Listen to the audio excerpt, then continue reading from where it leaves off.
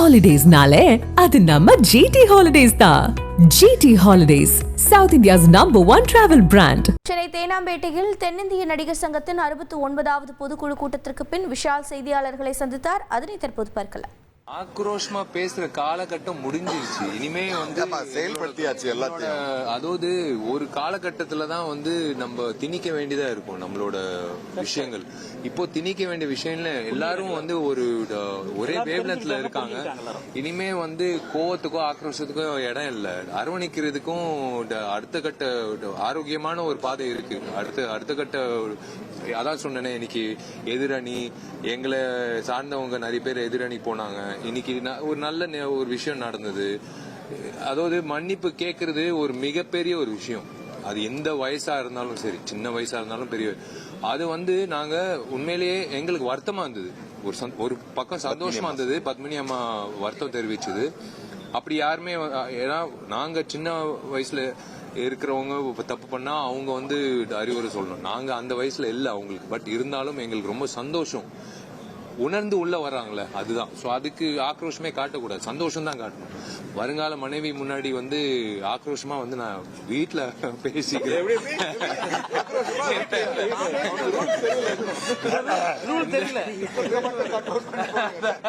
இல்ல இல்ல இப்போ வந்து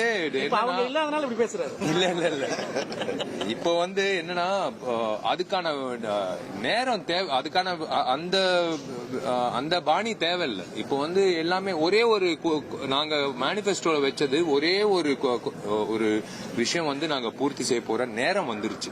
அது இன்னொரு வருஷம், அடுத்த 2 வருஷம் அப்படி இல்ல. இன்னும் சில மாதங்கள்ல அது முடிச்சிட்டோம்னா நாங்க பெருமையா அந்த மேனிபெஸ்டோ எடுத்து காட்டுவோம். பாருங்க, நாங்க சொன்ன அத்தனை விஷயங்களும் நிறைவேற்றி காட்டிட்டோம். இதனால இப்ப கார்த்தி சொல்ற ஒரு விஷயம் தான், வருமானம் வரக்கூடிய விஷயங்கள் வச்சுதான் நாங்க வந்து முதலீடு பண்ண முடியும். இந்த வருமானம் வரக்கூடிய விஷயங்கள் வச்சுக்கிட்டு நாங்க மறுபடியும் மருத்துவ உதவி, கல்வி உதவி, பென்ஷன் இதெல்லாம் மேற்கொண்டு செய்யக்கூடிய வாய்ப்பு இருக்கு. அதிகரிக்கும், அந்த தொகையை அதிகரிக்கும். 1000 ரூபாய் கொடுக்கப்பட்ட ஒரு காலகட்டம், இப்போ 1000 ரூபாய் எப்படி மருத்துவ உதவி பண்ண முடியும்? அது அதிகரிக்கிறது தான் இந்த முயற்சி, இந்த கட்டிடம் முயற்சி தான். கல்யாணமா இல்ல பில்டிங் இல்ல, எல்லாமே ஒரு விஷயம். நான் ஒரே ஒரு விஷயங்க, நான் நம்புற ஒரு விஷயம் தான், எந்த ஒரு தடை இருந்தாலும் அதுக்கு ஒரு காரணம் இருக்கும். அந்த தடையை தாண்டி நீங்க வெற்றியை நோக்கி செயல்படுறதுதான் வந்து உண்மையான ஒரு வெற்றின்னு சொல்லுவோம். இந்த கூட்டம் வந்து எத்தனையோ தடைகள் சந்திச்சிருக்கோம், தாண்டி இருக்கோம், போய்கிட்டே இருக்கும். அதான் நான் சொல்றேன், நீங்க போடுங்க கேஸ். எங்க கை சுத்தமா இருக்கு, மனசு சுத்தமா இருக்கு, நாங்க எங்களோட நோக்கம் சுத்தமா இருக்கு, பிரச்சனையே கிடையாது. தாண்டி போயிட்டே இருப்போம். ஸோ இட் இஸ் 7 இயர்ஸ்ன்றது நீங்க அந்த பில்டிங் உள்ளார, இப்ப நீங்க பார்த்த வீடியோ வந்து வெளியில இருந்து ஒரு வீடியோ ரீதியா நீங்க பாத்திருக்கீங்க. நீங்க உள்ளார போய் நீங்க அந்த கட்டடம் பாத்தீங்கன்னா வாய் பொளந்து பாப்பீங்க. தமிழ்நாட்டுக்கே ஒரு அடையாளமா எல்லாரும் திரும்பி பார்க்கக்கூடிய ஒரு கட்டடமா வரும். இதுல சிம்பிள் என்னன்னா, 2800 பேர் நம்ம நடிகர் சங்க உறுப்பினர் இருக்கிறப்போ, நாங்க இந்தியாவிலேயே எனக்கு தெரிஞ்சு சொசைட்டி ஆக்ட், ட்ரேட் யூனியன் ஆக்ட்ல யாரும் பென்ஷன் கொடுத்ததில்ல. தெரிஞ்சா நீங்க கூட சொல்லுங்க எனக்கு. ஆனா நாங்க கொடுத்திருந்தோம். மொத்தம் 446 பேர், 1000, 1500, 2500. அது தடைப்பட்டுருச்சு. அதுலதான் வருத்தம் எங்களுக்கு. இப்ப இந்த கேஸ்னால கட்டணம் கட்டியிருந்தா நாங்க இன்னும் இன்க்ரீஸ் பண்ணிருப்போம். 500 பேர் வாங்கிட்டு இருக்கிற இடத்துல இன்னும் 300 பேர் சேர்த்து 800 பேர் ஆயிருக்கும். சோ அவங்களுக்கு கொடுக்க முடியாத ஒரு சூழ்நிலை ஆயிருச்சு. இப்போ இந்த கட்டணம் நல்லபடியா முடிய போது திருப்பி அதை ஸ்டார்ட் பண்ணுவோம். கண்டிப்பா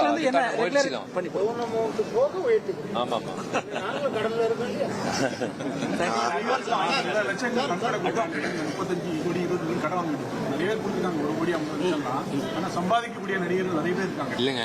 அது என்னன்னா, இது வந்து ஸ்கூலோ காலேஜோ கிடையாது. இவர் பிரின்சிபல் கிடையாது, இவர் ஹெட்மாஸ்டர் கிடையாது, நான் வைஸ் பிரின்சிபல் கிடையாது. அப்படி கிடையாது. நாங்க வந்து ஒரு விண்ணப்பமா வைக்க முடியும். கொடுக்கறவங்க மனசார கொடுக்கறாங்க, நீங்க கொடுத்தே ஆகணும் அப்படின்னு நாங்க அந்த இடத்துல கிடையாது. அப்படியும் நாங்க வலுக்கட்டாயமா கண்டிப்பா வரும். அது மட்டும் இல்லாம அவங்க வந்து இப்போ நாங்க நட்சத்திர கலை விழா எல்லாம் நடக்கும்போது அவங்க வந்து பார்ட்டிசிபேட் பண்றதே வந்து பல கோடி ரூபாய்க்கான ஒரு, அவ்வளவு நிதி வந்தது ஒரு தொலைக்காட்சிக்கு கொடுக்கும்போது. எல்லாம் பெரிய பெரிய ஆக்டர்ஸ் தானே வந்து 500 பேர் போயிருந்தோம். எல்லாம் பெரிய ஆக்டர் தான் வந்தாங்க. அவங்க மூலியமா தானே அந்த அமௌண்ட் வந்தது நம்ம கட்டடம் கட்டுறது. அதெல்லாம் அவங்கள யாரையும் குறை சொல்ல முடியாது. கண்டிப்பா கொடுப்பாங்க, நம்பிக்கை இருக்கு. சார் விமர்சனம்ன்ற பேர்ல வந்து 10 பேர் வந்து சினிமா வலிச்சுட்டு இருக்காங்க அப்படின்னு சொல்லி வடிவேல் ஒரு கருத்துக்கள் கொண்டு வச்சாரு.